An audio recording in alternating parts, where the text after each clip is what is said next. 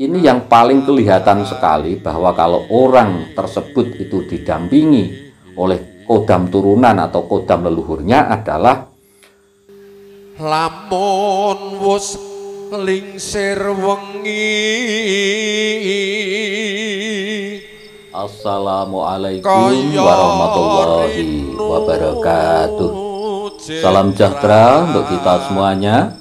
Rahayu, rahayu, rahayu. Pada kesempatan kali ini saya akan membahas tentang ciri-ciri orang yang didampingi ataupun diikuti oleh kodam leluhur. Jadi sebelum kita masuk ke ciri-ciri orang yang diikuti oleh kodam leluhur ataupun didampingi oleh kodam leluhur, maka kita bahas dulu kodam itu apa. Nah, jadi kodam adalah sosok makhluk gaib dari leluhur kita dulu yang mungkin ketika sudah meninggal, maka sosok makhluk gaib itu tadi akan ikut ataupun mendampingi anak cucunya atau keturunannya. Kodam ini bukan arwah leluhur, jadi jangan salah paham. Jadi kodam ini adalah hasil daripada keilmuan leluhur kita dulu, ini juga bisa.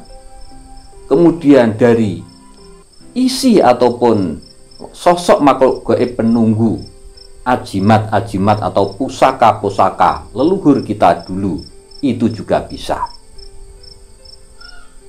Nah, jadi bukan arwah daripada leluhur, tetapi adalah sosok makhluk gaib yang mendampingi ataupun yang mengisi keilmuan daripada leluhur kita dan juga pusaka-pusaka ataupun ajimat-ajimat daripada leluhur kita. Nah, kemudian kenapa dan tujuannya apa kok kodam ini atau kodam leluhur ini kok ikut atau mendampingi anak cucunya? Jadi tujuannya adalah untuk menjaga keturunan daripada leluhur itu tadi, jadi menjaga anak turunnya dari hal-hal yang sifatnya kurang baik. Jadi tujuannya adalah itu. Kemudian yang selanjutnya adalah mencari penerus. Jadi mencari penerus daripada keilmuan turunan daripada leluhur itu tadi. Dan yang selanjutnya adalah pengen eksis atau pengakuan. Jadi kodam ini adalah pengen pengakuan, karena dulu yang diikuti itu leluhur kita itu tadi sudah meninggal, maka tidak ada yang ngopeni istilahnya. Dia tidak punya tuan.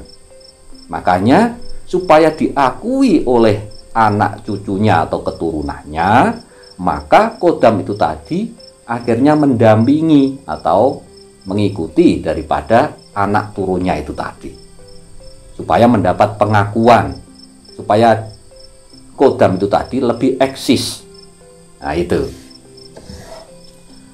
Nah, masalah ciri-ciri. Sekarang masuk ke ciri-ciri. Bagaimana ciri-ciri atau tanda-tanda orang yang diikuti ataupun didampingi oleh kodam leluhur itu? Yang pertama, biasanya orang tersebut itu mempunyai pola pikir yang lebih dewasa dari usianya. Jadi pola pikirnya itu lebih tua biasanya. Contohnya begini, anak umur 5 tahun, tetapi kok dalam kehidupan sehari-hari atau mungkin saat-saat tertentu, kok anak itu tadi bicaranya itu seperti orang tua. Nah, ini bisa dijadikan sebagai tanda kalau si kodamnya leluhur kita dulu itu sebenarnya mendampinginya. Jadi kadang-kadang untuk memberitahu kepada keturunan daripada leluhur itu tadi yang mempunyai kodam itu tadi, itu bisa lewat mimpi juga bisa. kemudian ketika berbicara atau mendampingi itu juga bisa. Makanya kadang-kadang seperti itu loh, ini anak masih kecil kok bicaranya sudah seperti orang tua. Nah, semacam itu salah satu tanda kalau orang tersebut adalah didampingi oleh kodam turunan atau kodam daripada turunan leluhur. Kemudian yang selanjutnya, yang nomor 2, biasanya orang ini mempunyai kepekaan batin. Jadi batinnya itu peka sejak lahir. Jadi kadang-kadang itu sudah bisa melihat hal-hal yang sifatnya gaib, meskipun itu anak kecil. Nah, jadi itu. Kemudian yang selanjutnya, orang yang didampingi oleh kodam leluhur itu biasanya mempunyai kemampuan melihat di masa lalu. Jadi kadang-kadang dia itu bisa bercerita masa-masa yang telah lalu, entah itu 50 tahun yang lalu atau 100 tahun yang lalu. Jadi itu tergantung daripada kehidupan leluhur yang diikuti kodam itu. Jadi kodam ini sebenarnya kan mengikuti terus si tuannya atau leluhur itu tadi, diikuti terus. Makanya setiap saat dia itu tahu kehidupan masa lalu itu tadi tahu. Jadi kodam ini kan tidak meninggal. Nah, ketika itu tadi mendampingi anak cucunya atau keturunannya daripada leluhur itu tadi, makanya dia paham betul. Mungkin lewat bisikannya atau lewat mimpi, itu juga bisa. Makanya dia paham masa lalu yang sudah 50 tahun atau mungkin yang 100 tahun yang lalu, itu dia sudah tahu. Jadi dia bisa menceritakan secara detail kejadian-kejadian masa lampau.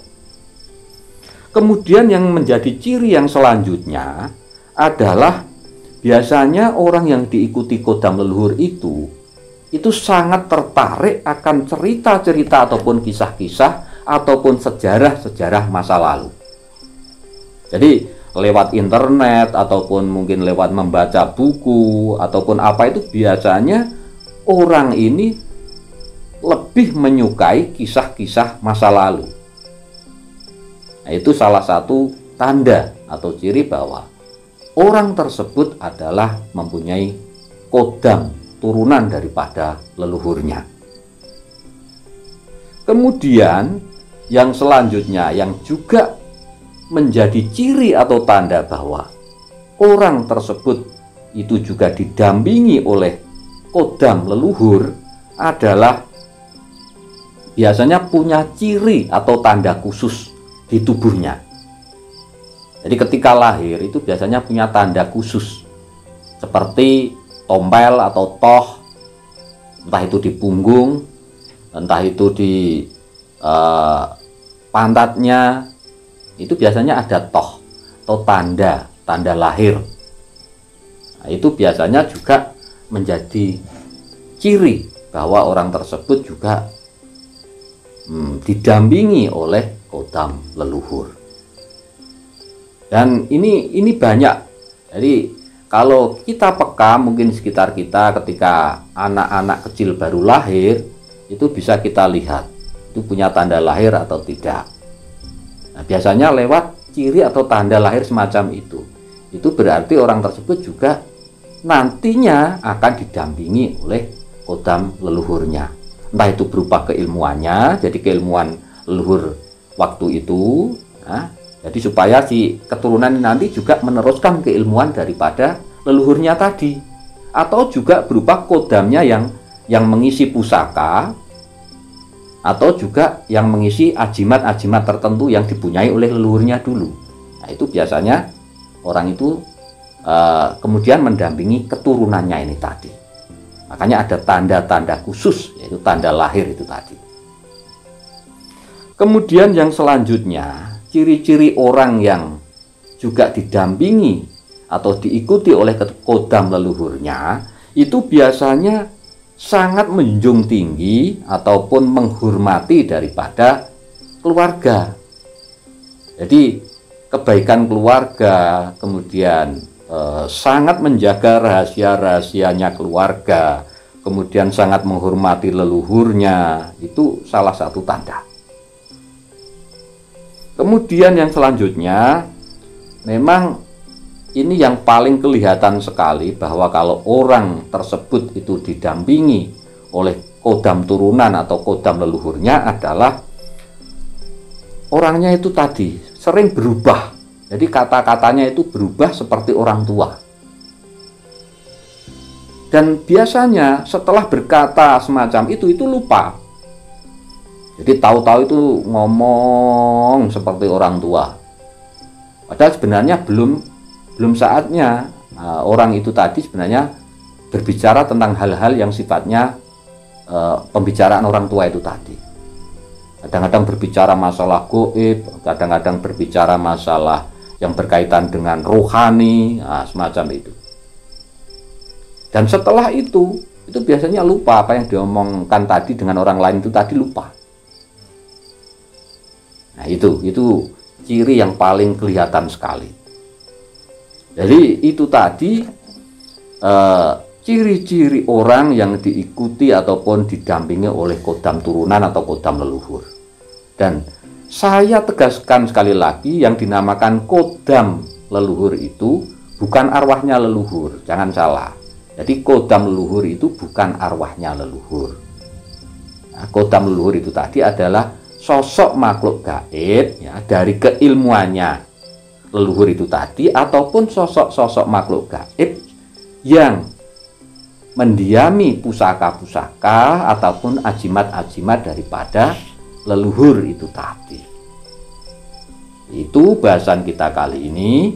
Mudah-mudahan bisa dijadikan sebagai bahan pengetahuan dan juga bisa dijadikan sebagai bahan referensi, dan juga mudah-mudahan bermanfaat untuk kita semua.